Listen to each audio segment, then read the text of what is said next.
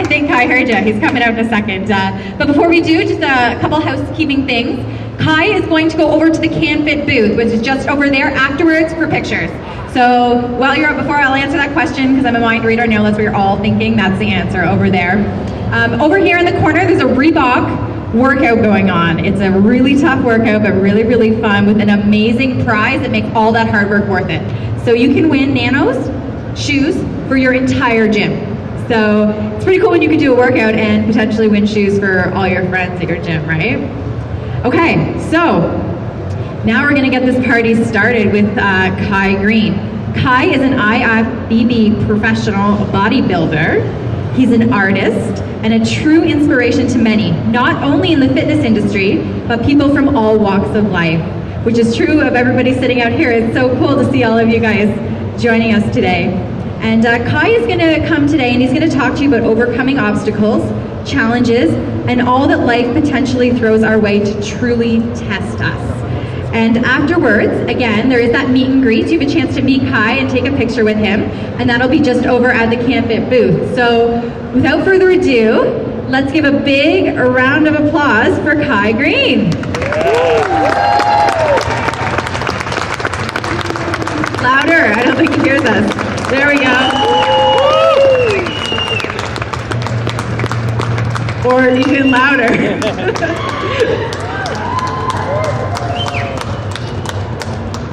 Hold on. Oh, he's over here! Hey, look at that, he knows how to make an entrance. Even louder, give him a big round of applause. Hey. All right, welcome, Kai. Thank you. You can't get too close. Radioactive. Hello, everyone. Hey. I want to take a minute and thank all of you for coming out. It's wonderful to see all of your faces in the place. This is a pretty extraordinary place to be. I'm excited to be here, and I'm very, very thankful to each and every one of you for finding this to become the place that you chose to be today. Radioactive, that's me. We're gonna get started, and I'm here to talk about overcoming objectives, objections. And I realize that sometimes when we talk about objections, it can be very, very difficult to speak specifically about what those things may be unless you can tell the future. But I realize it's even more difficult to talk about identifying an objection if you don't have a goal or a place of reference of where you'd like to be or what you'd like to be doing. So how would we be able to identify an objection if we don't know what we ultimately want to do? I'll tell you a little bit about myself and how I've come to be here in this moment. I'm a professional bodybuilder. Ta-da! If you haven't noticed, but I actually happen to have a really good tailor, so the shoulders and this, the padding in this jacket is pretty cool. But the reason why I bring this up is because that in itself, my ability to compete as an athlete in my desired discipline.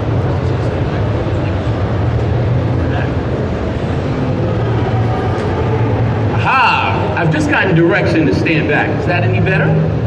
What am I standing back from? The audience or? Is that okay? Still radioactive. Momentary technical difficulty, but we'll get it together. We got it? Good? Okay. So, competing as an athlete and aiming to be more successful at that discipline has afforded me the opportunity to be looked at as a person that may have something of value to offer others that are in pursuit of, I guess, seeing their own dream realized. I believe at the core of becoming a better athlete is a better approach to being a better human being. Understanding the value and the presence of mind. things don't happen by chance, just accidents. I believe that there are a lot of things that are outside of our control. But when a person decides who they want to be, where they want to be, and ultimately what they want to do with their life, what they're recognized, what's left to do then is to recognize the person's personal power. And I think that's the thing that an athlete is working with, whether they choose to speak it aloud, identify it clearly with the correct terminology or not. But anyone that is working with the ability to understand that they can decide what they want to do and where they want to go, I believe, is a person that's aware of their personal power. I think on the road towards becoming a more proficient athlete, that was one of the things that I had to start to understand. Anthony Robbins talks about the awareness of personal power. It's very, very important to do that. And it's important for me to touch on that in an effort to start to talk about how to overcome objections. Because I think the first thing you have to do is decide what you want to do with your personal power once you recognize that you have it. So with that said, later on we talk about overcoming objections. We're a lot more capable of identifying what an objection is because we're able to determine what the goal is. We know that a goal is something that we decide to do with our ability to make a choice. Does that make sense? That choice isn't just something that's made and said or spoken once, but it becomes something that's said and spoken thousands of times throughout the course of your day with a bunch of other decisions that reinforce or support that choice. Does that make any sense? I see a lot of blank faces and I'm feeling very alone. So I'm going to speak a little bit louder. I'm going to try to delve into it a little bit deeper. Okay. I was once a young person that did not know that I could do anything. But I saw something that represented something that was beyond anything that I already understood. That thing, I call it inspiration. It inspired me to think larger, to want to do more, to want to delve a little bit deeper now in finding out what was in my capability to do. With that, I now had a goal. I'm going to share something with you that I'm in the process of writing. And it's, in a way, my own notes, a part of my own personal reflections into my journey from the very beginning of my experience as a competitive athlete to present day, that I use behind the scenes to help advance me going forward into even higher successes of what I'm trying to do. A lot of times we take the terminology a champion. I've taken it for granted. And after last year and the year before that, and the year before that, and the year before that, I ended up realizing that I had to think a little bit deeper and come up with a lot more substantive reasons for why I identify myself as a champion. There was a time when I took for granted what a champion meant because I thought, like most people, champions are a person that is told they're so because they got a lot of trophies. Congratulations, you won, and they give you a trophy. Me? Thank you. I guess I'm a champion. This trophy validates me as a champion. See, I'm a champion. This is my trophy. My validation's right here. I'm gonna put it down. But last year when I went to the Olympian, I came back and I found out that, wow, you know what? I was working to win top honors, but I walked out of there without a sandown. Does this mean I'm not a champion? And I had to ponder that really deeply as I walked away from this experience. I thought I was a champion. I worked for this every day. I went into the stores in my neighborhood that knew that I was working. People that saw me in the community and said, "Hey, good luck, Black Rocky." Well, now I had to face them after the competition. And when they asked me how did I do, and they were expecting to hear that I won, they were expecting to hear me say, "Well, my trophy's outside or it's back home on the mantelpiece." I wasn't able to say that. And I thought really hard about, well, how do I answer that question? I thought I was a champion. They may even have found it difficult to identify me as a champion because I didn't have the trophy.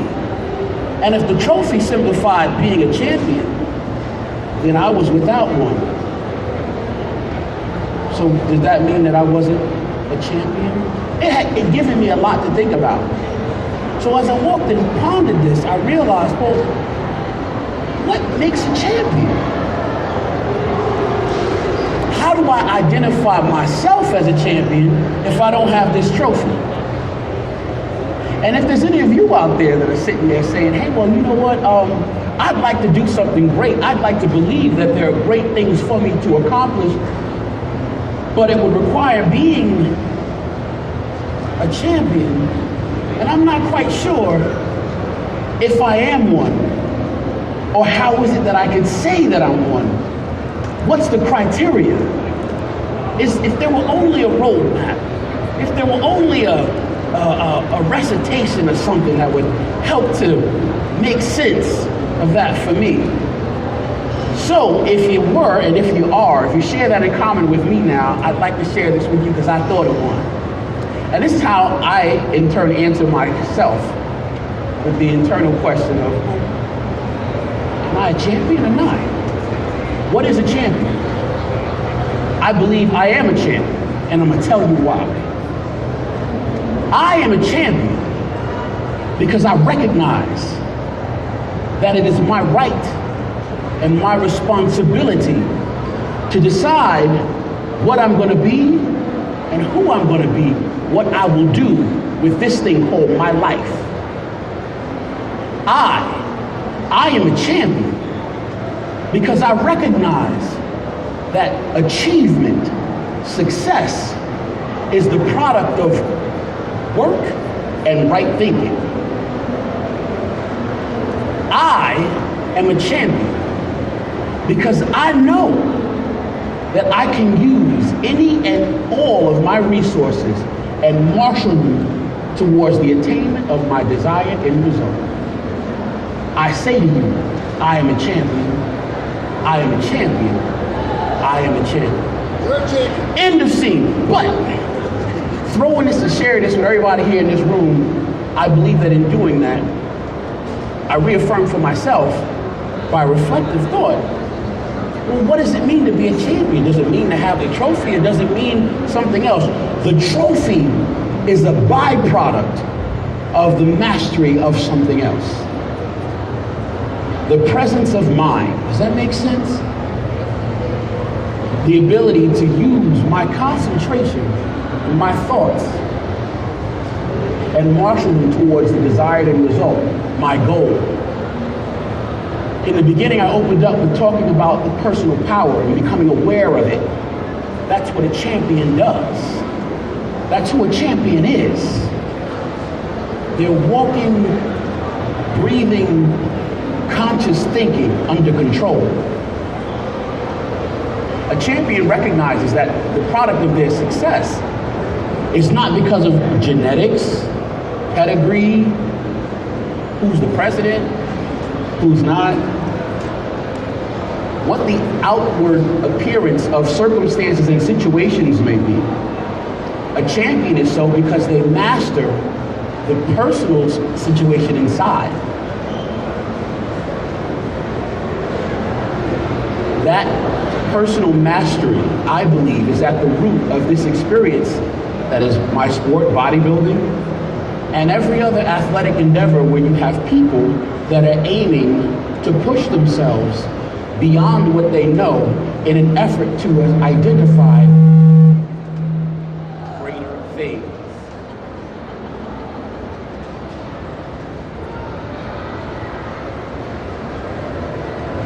Yes, greater things as we find my place.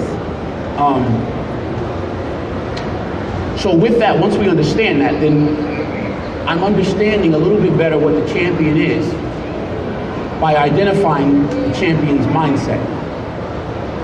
My body as an athlete, more than an expression of physicality, more than the expression of what my sex is, more than an expression of what my mama and daddy may have done on a wonderfully blessed evening of wonderfully great thoughts and expressed love and ideas, but more importantly, my body as an athlete is the expression of how I think. How I think. My ability to achieve or fail is also indicative of the same. How I think. So when we start to talk about, again, overcoming objectives, this is a very, very important thing to understand. Because in it, we start to recognize, how influential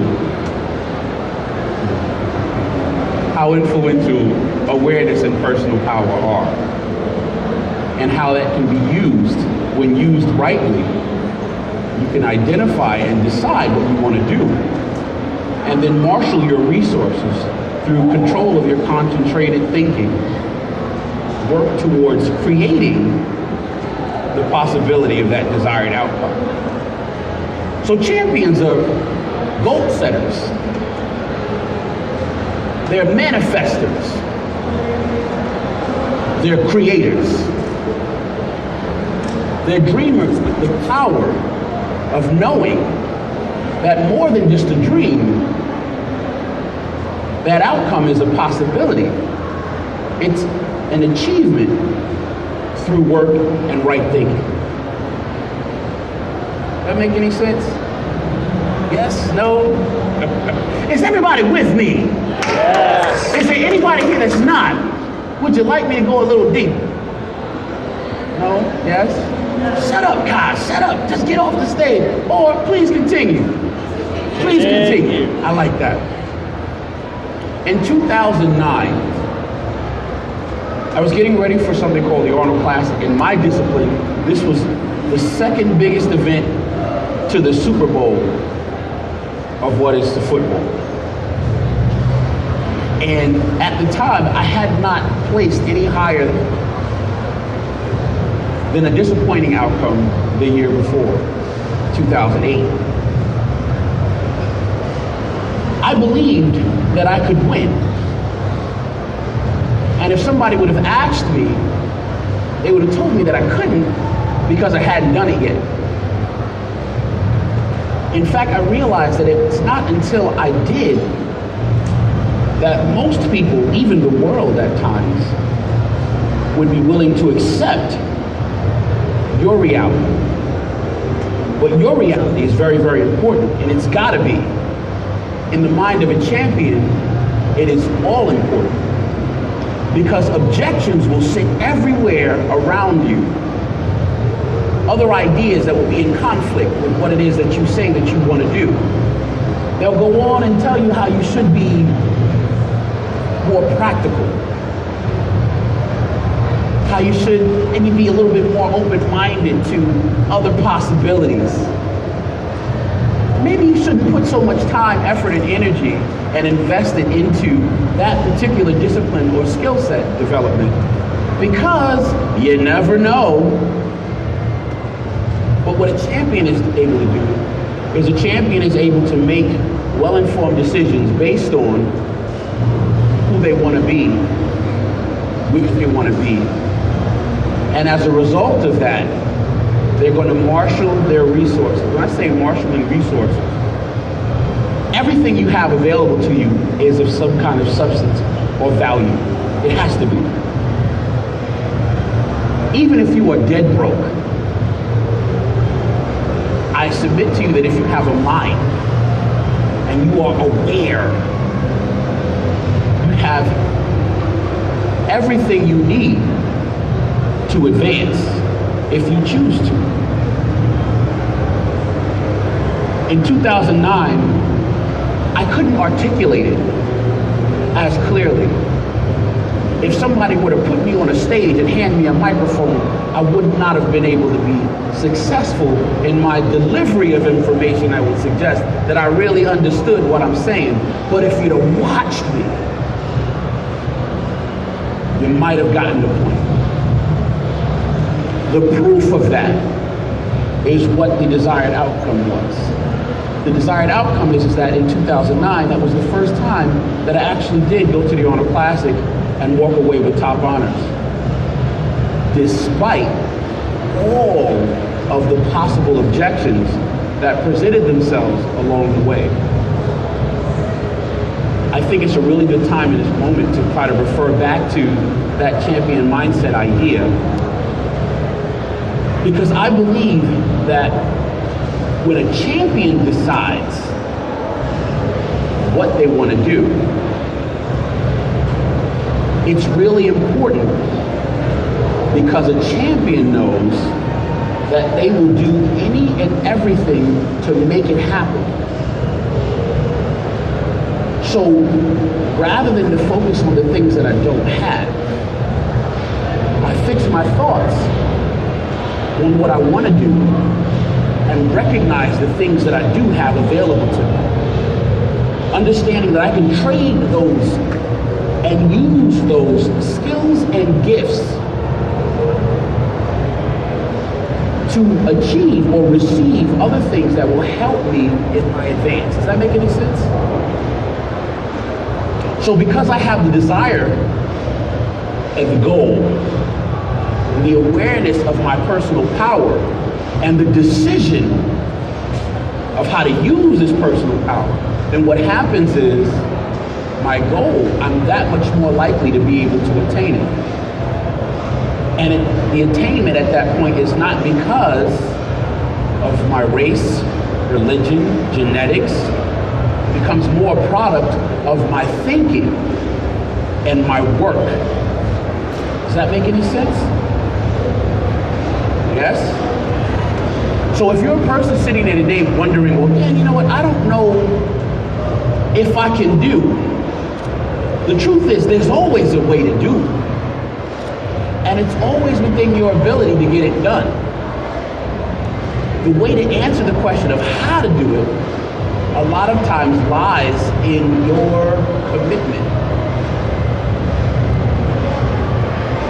your desire, your willingness to answer or ask every question necessary to help you get there. Marshaling your resources. What are those resources? I believe it starts with presence of mind. So now with that, I can decide. I mean, I have 2 hands, I have 2 feet, I have a body, okay, well, I identify that this is my goal.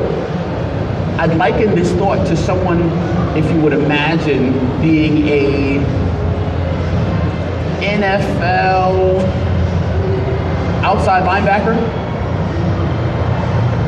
Who was Canada? Toronto. Maybe not a good analogy. All right, cool. Let me get back into this here. All right. There was a time when, let's say, mid-'80s or early '80s, Arnold Schwarzenegger was said to be somewhere in a seminar or something like that. And this is sometime after the film Stay Hungry had come out. Hercules Goes Bananas. And Arnold was well in the way of starting to develop, his film career. But he was still holding on to the branch of bodybuilding, just very, very freshly stepping away from that. So if he retired in 75, came back, maybe in 81, maybe less than 5 years later, won it again. Mike Mitzer and him had that whole exchange again. But anyway, I'm getting off topic. The point I'm just trying to make is that in this seminar, Arnold Schwarzenegger was said to have been trying to present an analogy. And at that time, he described a football player. A football player designed with the responsibility of sacking a quarterback. And what he described was a situation in order to sack the quarterback, he had to put his eye wherever the quarterback was. The goal is to focus on the quarterback because the quarterback represents the desired end result, the target. Now, with that said, you have a bunch of objections that may come up, like 3 other 300-pound men that stand between the athlete trying to hit the quarterback and this whole defensive line that's going to stop you from doing that. What Arnold said, though, in his analogy was that he could not focus on each one of these other obstacles because to do that meant to take the eye off the quarterback. Does that make any sense? In order to hit the intended target, the idea is to focus, to sight it, and don't take your eye off it. That target represents the desired end result. The objections would be what is presented in the idea of the different linemen that are supposed to stop me from getting to the quarterback. It's important also to point out that if I stop and look at each one of these 300-pound, 6-foot somebody gentleman that's designed to be an opposing threat to stop me from hitting the quarterback, well, now just to size him up. Damn, how much do you weigh? I'm sorry, how much do you bench? Oh yeah? How fast you run a 40? Okay, all right, we'll get back to you. Well, that whole time to assess all of that, to take in that information, I may feel like I've done something effective, but technically what I've done is something that's very ineffective when we talk about trying to hit my desired end result. So in order to do this, I've lost track of my end result. And now, when I look back, he might not even be where he was when I last saw him. So I've now to size up or to look at the problem, to get lost in the problem. I've now been distracted and I've lost sight of my goal. Does that make any sense? Part of hitting the goal is about having the courage to focus on the goal. And despite the oppositions that come up, still be clear about that being my goal. Make sense? Yes? Okay. Now along the way, I believe that there are some skills that we practice and we pick up. That's why we go to practice every day as a football player. I believe also in our life, that's what those other possible objections that have come up 3 or 4 years ago that we may not even remember. You know, that time we were supposed to go to the prom. I had my heart set on going to the prom. My date was going to be there. I was going to pick her up at 4. And I came there with my corsage and she went with who? She wasn't even there. I was disappointed. I'm dejected. It's over.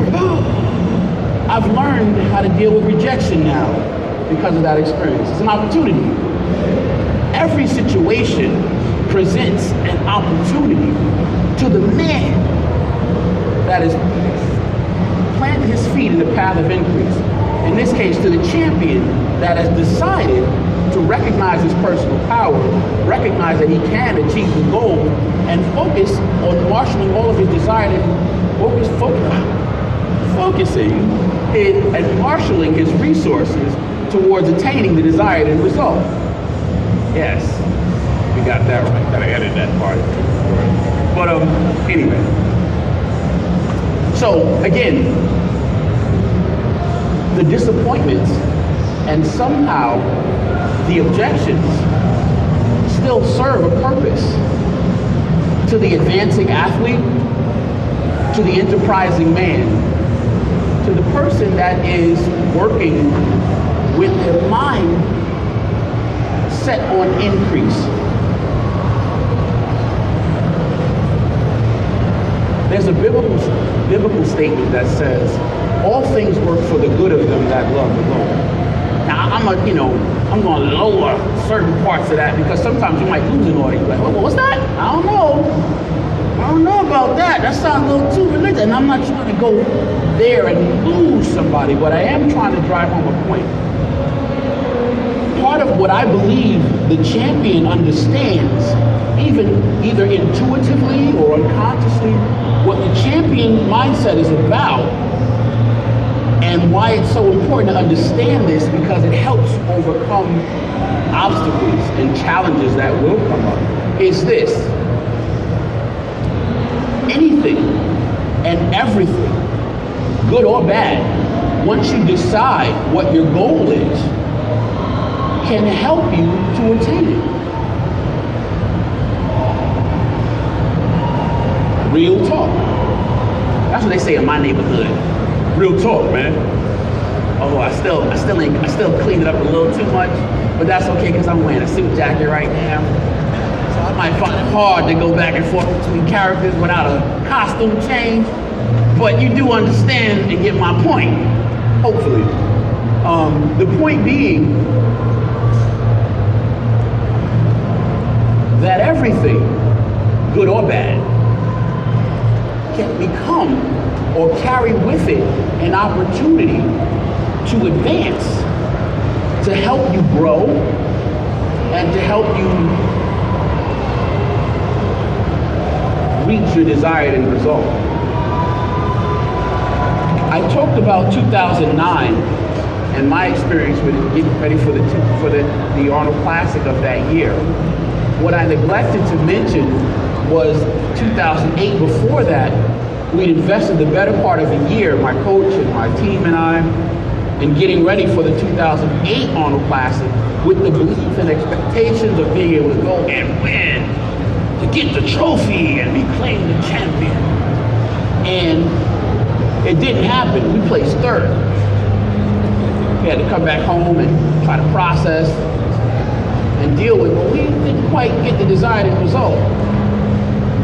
Truth is, though, there were things to learn from that experience that, when we looked at it, we were able to make improvements on the plan and strategy from 2008 and come back with a more improved version for 2009.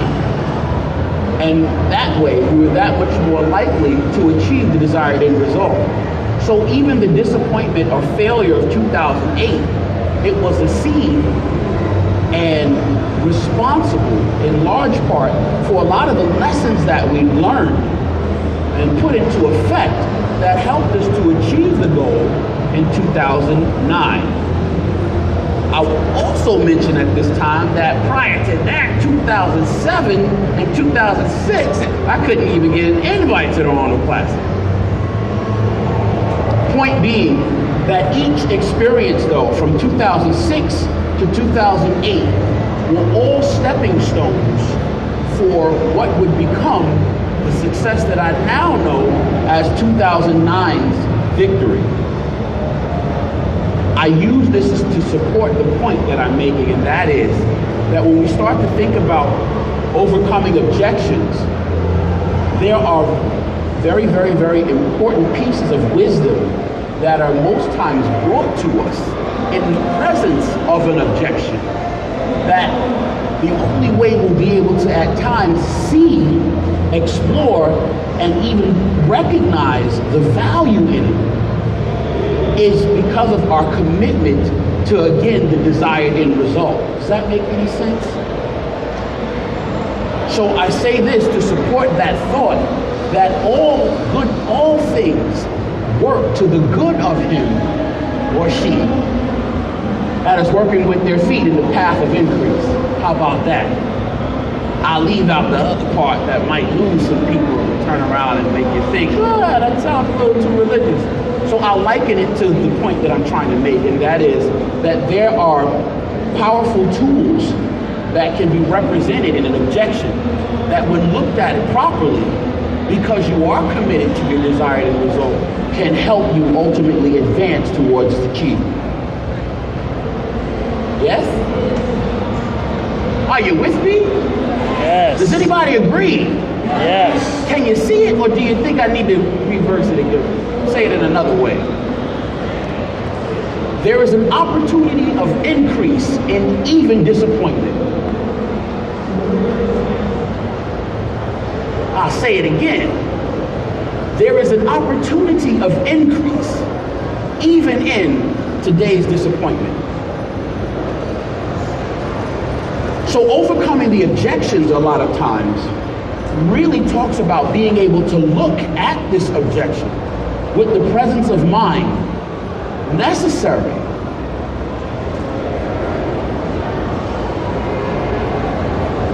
to see it for what it is, and that's the opportunity to advance. So an objection at times may not necessarily be an objection at all. It may be a seed for your advance that you won't let hatch until a future date. But it's a part of what you've asked for when we ask for the opportunity to increase. Does that make any sense? There is power in the presence of mind, and there's power in the awareness of your personal power. And it's important, fundamentally, for the advancing man, advancing woman, for the athlete that is looking to improve. If you did not believe that, and you really did think that your ability to advance and increase was based solely on genetic predisposition or some social economic climate that's out of control, then you've done yourself a disservice and made it that much more unlikely that you will be able to see your dream realized, that you will be able to tap your larger potential. Also made it that much more likely that if you do come up with an idea of something that you'd like to see accomplished in your life, because of that weakened mindset, you make it that much more likely that it will be unachievable.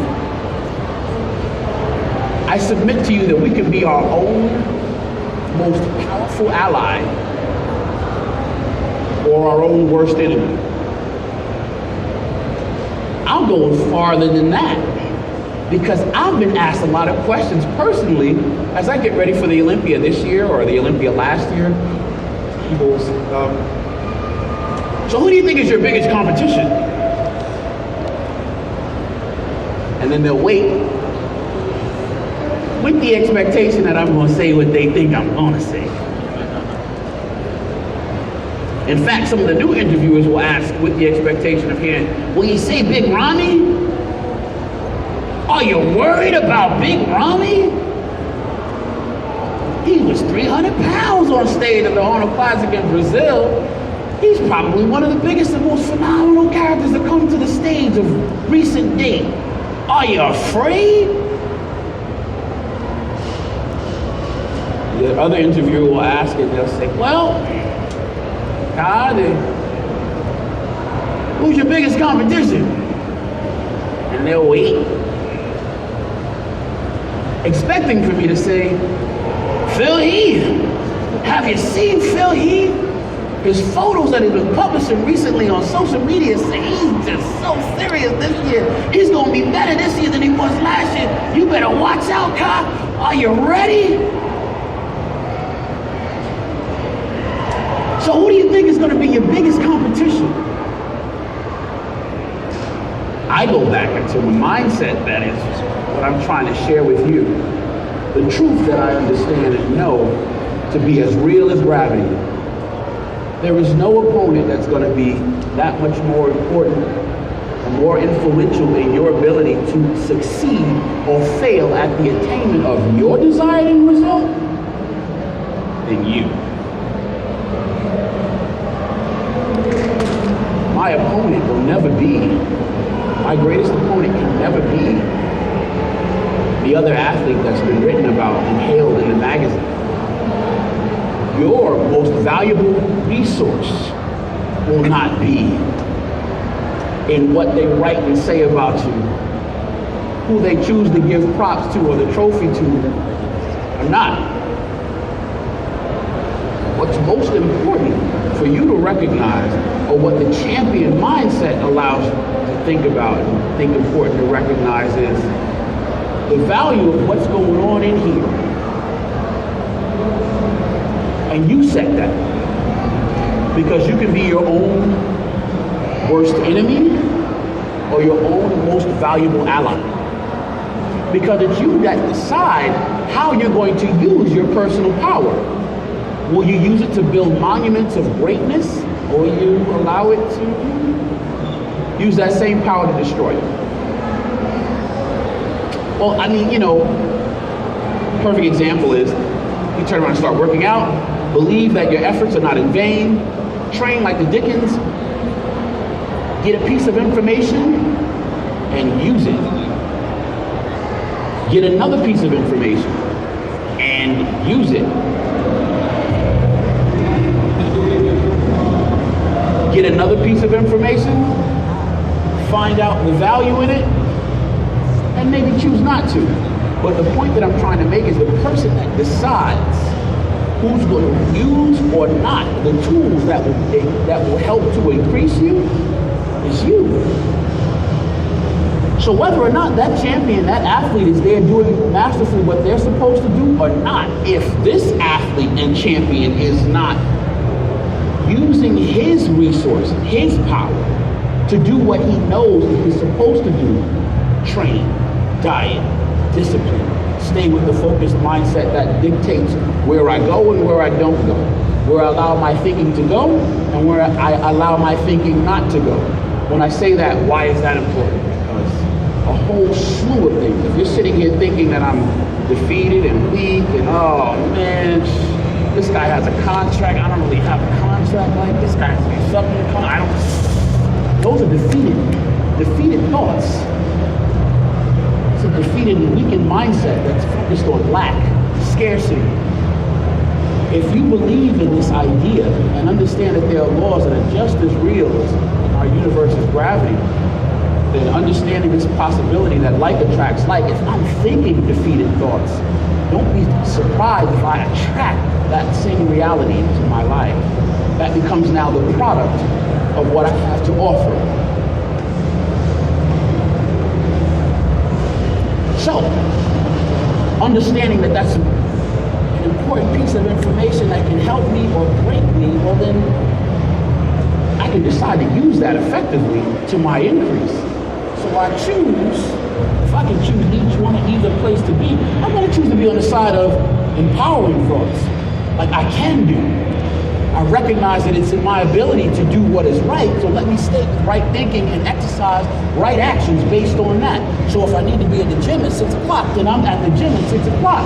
6:30, if I'm out here, hey, what's up, man, how you doing? Yeah, I'm just hanging out.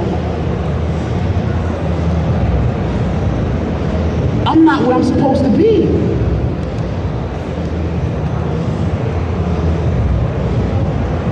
That's sabotage. You didn't need a Phil Heath to stand there and help you do that. You didn't need a big Rami. You didn't need a contract. Who has or what has? You did that. The failure that becomes as a product of doing that is yours.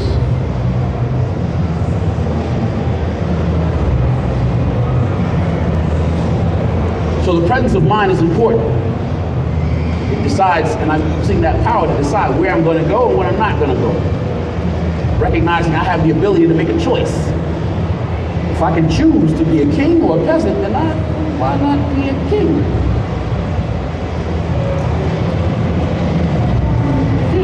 Stay here. This is where I want to be. And if, because I'm weak and maybe at times don't understand, I'm human, then through using my champion mindset, again, these skills, these tools that we were talking about at the beginning, I use this then to, wait a minute, this is not where I want to be. And more importantly, I don't have to hold myself hostage to the fact that I slipped. Does that make any sense? The ability to do that, I believe, is a demonstration of skill. It's a demonstration of being able to correctly use the presence of mind. Its ability to use the choice to effectively use that thing that we call personal power effectively towards creating reality that I want and not just accept it, this stuff, because I didn't choose to be better than what I could be. I just did whatever. Truth is, I still chose. Because in the first chapter we talked about this champion mindset, I recognize it as my ability, my right to decide where I'm going. Either way, it's a choice.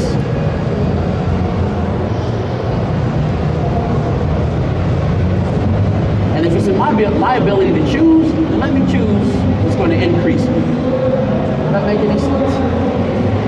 Why is this important? Because this goes right to the core of what we're talking about, which is overcoming objections. Sometimes the objection isn't that, okay, I started to do this thing and I really want to do it, but, my job, I lost my job, it's an objection. Hey, I really love to do this thing, but my girlfriend, she won't support me, that's an objection. No, sometimes the objections are, I didn't think I was worth it. I didn't recognize that I really had a choice.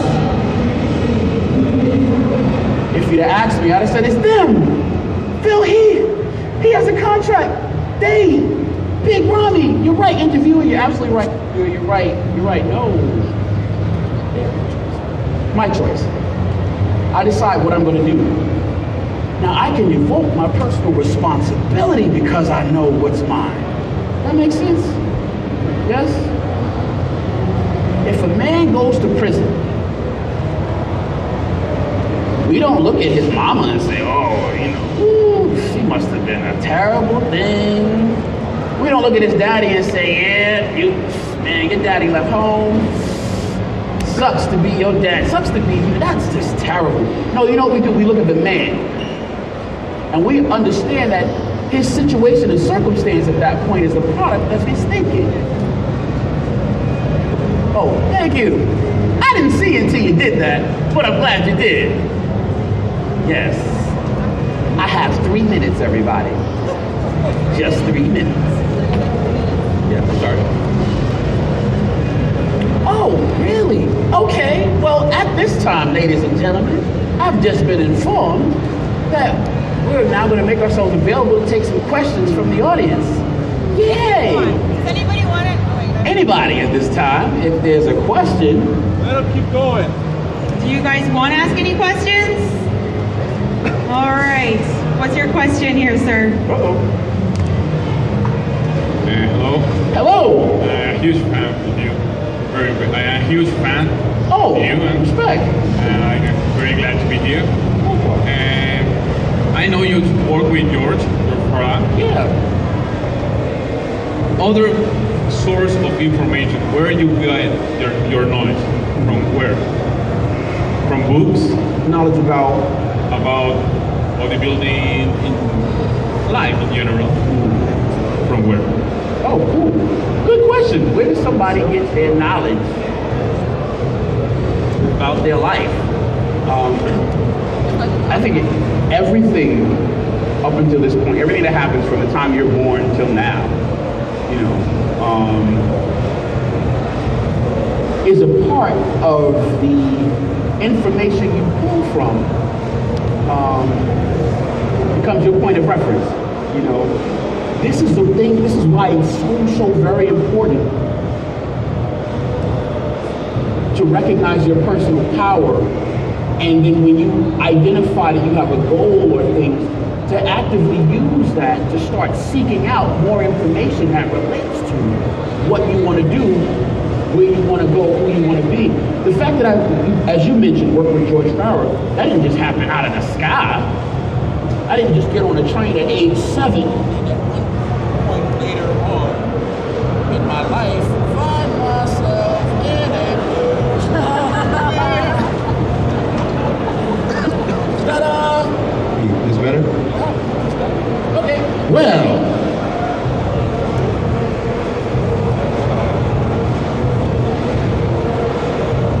That's the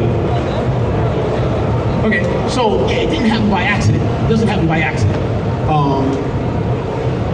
saw a magazine, you started looking at things, you start researching, you start looking at, hey, you know what? Has anybody in this audience ever decided to buy a car? And then, you think about the model that you want, you see the color that you want, and then as you think about it, start to notice it everywhere. Hey, that's the same car. 2007, I bought a Jeep Cherokee. It was an old model, but it was my model. It was the one I could afford. I had this car. My girl and I loved it to death. We were happy to have it. And then we noticed, hey, that car looks just like us. We pulled up to the red light one day, and we happened to look across, and sure enough, there it was, another Jeep Grand Cherokee, the same color, same make and model. We started noticing different colors, but the same year. In fact, it started to seem as if everywhere we looked, it was the same damn car. The reason why I bring this up is because we start to talk about awareness. And there's something that happens when you become aware and conscious of this particular image and idea. You can very easily start to identify it everywhere. There's this thing that says, when the student is ready, the teacher will appear. I believe it's the same thing with information, ideas. And this is also why it's so important, particularly a day like today, when you can just, at your fingertips, have tons of information just available to you. There is no reason to be ignorant, no reason to be unaware. If there's a particular subject that you want, that you think is important for you, there is no reason for you not to be able to be as insightful as you possibly can, because there's just a wealth of information to explore, It's ready for you. So to answer your question, one, I think that everything that you do from the time that you're born goes into, it contributes in some way to that mental database that you have. It shapes your value systems and things. And then beyond that, the things that you want to do, things that your appetite calls for. Hey, I like this thing. What is this? These pictures in a magazine. These guys are, wow, these represent the idea of larger possibilities that I never even thought of. What do they call this magazine? I would have said something else, but I don't know about my relationship with them right now. So, I'll just say this bodybuilding magazine. This bodybuilding, is that what this is? Well, wow, you know what? I want to turn around and find out more information about this. Hey, they have shows. Is that what this is? Well, how do people, wow, this must have taken years to develop. How do I find out more information about it? Well, you know what? Let me read this magazine. Hey, it says in the back, they have books devoted to the subject. You can order from it. Let me order one of these books. All of these things start to contribute to what becomes an archive, a working Rolodex of information that relates to it. Hey, you read the story about this particular athlete. What was his name? Porter Cottrell. Wow, great IFBB bodybuilder based back in the mid-90s. Awesome story. He was a fireman. I like firemen. Firemen are heroes. The point that I'm just trying to make is now you've been a little bit more knowledge has now expanded your horizons. Porter Cottrell in 2094 as a teenage bodybuilder, I went to the team nationals. I get there and see a guy doing a seminar. And who is it? It's Porter Cottrell. Porter Cottrell was great. Why? Because he gave me a working reference of some things to think about later on when I become a pro. Didn't realize it at the time, but what I'm trying to share with you is an idea of how every piece of information from the beginning to later on, and even in the here and now, are contributing to the person that you're evolving into. And that is based on the information, your ideas, the thoughts that you entertain, things that you're exposed to. All of these things, it doesn't happen in a vacuum. You're continually building upon it. And when you know that, you can actively now make decisions to take in more information that directly will help you expand that. So you can make now that expanse a part of a deliberate decision to be more aware and insightful about, hey, you know what, if I'm thinking about I want to change my body, and I think, oh wow, how important nutrition is to at least that part of it, well, let me start looking at this nutritional component. Well, what are some of the basics that I can start to pick up? Hey, you know what? I can keep a magazine next to the side of the throne in the bathroom and allow myself to impose on myself the demonstration of 15 minutes of required reading every day when I go to the bathroom. So I go to the bathroom and I'm there, rather than just sitting there and be idle, magazine, you know, or here's a book. I have a 1, 2, 3 books. If I'm there 15 minutes, if I'm there 20 minutes, that doesn't have to be 20 minutes of wasted time. I mean, of course it wouldn't be wasted time, because you are doing something that's very, very important. It's part of the natural process of things. But I can also use this as an opportunity to advance in my awareness of information.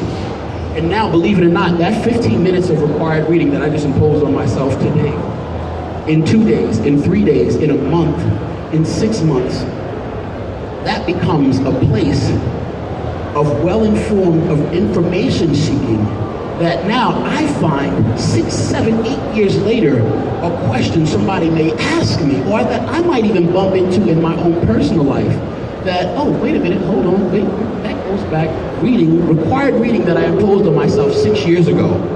Wow, you know what, the importance of that 15-minute imposed, quiet reading, very important. So I'm just saying that you can, to answer your question, it's a lot of different things that contribute to that. Images that are around you from cradle to grave, but then also your deliberate attempt to become more mindful of the subject because it's important to you. You don't have to accept that, well, I want to do something, but I really don't know much about it. And because I don't know much about it, I guess I just probably won't do it. No, you have your personal power thing that is yours, and it's your responsibility. So you can get up and use that and make some very effective decisions when taking from this world what you will need to help you advance to where you want to go. Does that make sense? Right. Next question. Well, do you need a microphone too? Wow. Nice to meet you. You're behind the wheel there. Everyone knows that. My question is, even in Toronto, we know that you come from a rough neighborhood like Brooklyn. Like, we see the same neighborhood, you walk around, like all the rap videos and everything. I was wondering if you could maybe share with us some of your experience, like staying away from drugs and gangs, and like staying away from drugs and gangs, I think is pretty important, especially in Toronto. Like, we got the same things here. So if you could share some experience, I think that'd be pretty good. Everybody got that? That's one thing I probably find very difficult to say right now, because I think it's so cliche. I think it's very cliche. Hey kids, stay away from drugs, stay in school, stay away from gangs. I've heard that a long time. One of the things that didn't come across very clearly when I was when a lot of times when the video footage is, or when the cameras were around when I was in my neighborhood shooting some of that stuff years ago, what they didn't show you was just outside my apartment door, there used to be like a ton of dudes that would hang somewhere between, let's say, the floor beneath me and the floor beneath that. So somewhere in between, you know how you have that flight of stairs? Well, in that flight of stairs, you'd have like 6 or 7 guys that have nowhere particularly to be, that, we do what we do, and that is we chill. And the reason why they chill there is because it is a place that is very far removed from where the police walk back and forth surveying the neighborhood. So they're behind locked doors within the apartment complex, and because they're in between the floors of a particular building, they're often given the disguise and comfort from the helicopters and the otherwise prying eyes that would maybe alert the police to, some of the unsavory activity that would go on. What could that activity be?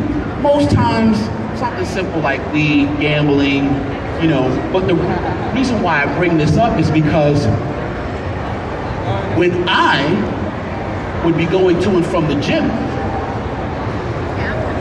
one of the things about anybody that is in the process of doing something with their life one thing you know is you just can't sit home. So you're not just sitting home watching television, vegetating. You have to be up, mobile, and actively working. The thing about when you have people that aren't working around you is that as you are going to and fro, they watch you go to and fro. As I would leave my apartment at times, there'd be times where you'd be stepping over this one or that one passed out, or just hanging out, amidst a field of smoke and you know, all right, you know, stepping over the spit and the other things, because you know, they spit for some reason. They just spit. It's just spit. It's nasty. It's nasty. And because they're not in a house and acting like animals, I mean, acting like people that are other than animals, you know, the byproduct is this thing that's just, it's just nasty. So somewhere around dodging the spit and making your way through the smoke and the effluvium of the other things that are what they are, you go to the gym or you go to your program as you are actively in the throes of creating your circumstance, your new circumstance.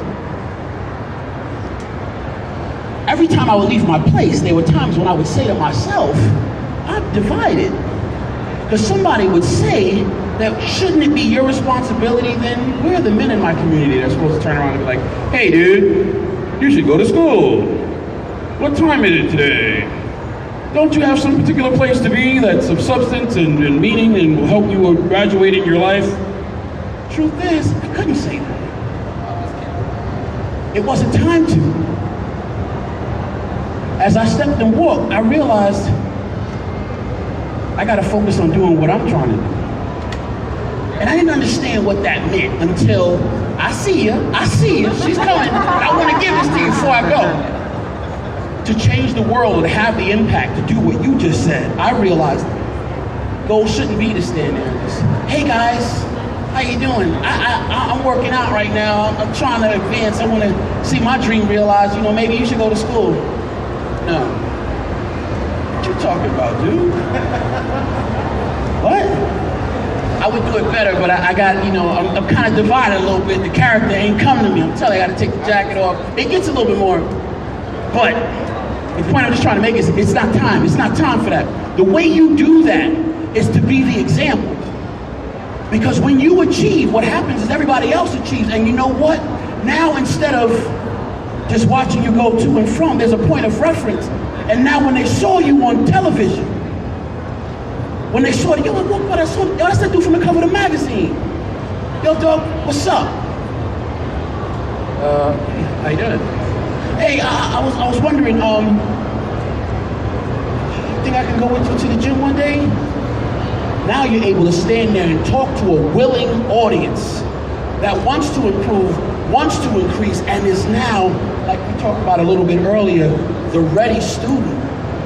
Hey man, can you encourage me in some way that I can walk away from this moment with some food to help grow what are the seeds in me that are better than standing here smoking weed all day and drinking and maybe not getting my life path on the right path. Does that make sense? So I'm divided. I don't want to say that as much as I will say, listen man, everybody needs to have a dream. They need to have a goal that they're working toward. They need to be working towards a vision of larger possibilities than where you presently sit. And understand that if right now you don't have all the tools necessary, if you may need to learn a new language, if you may need to develop a new set of skills, the truth is, once you become clear about recognizing your personal power and the use in it to make an effective decision and decide where you want to go, that's the beginning. Does that make sense? So I'll be the example of that. And thank you very much.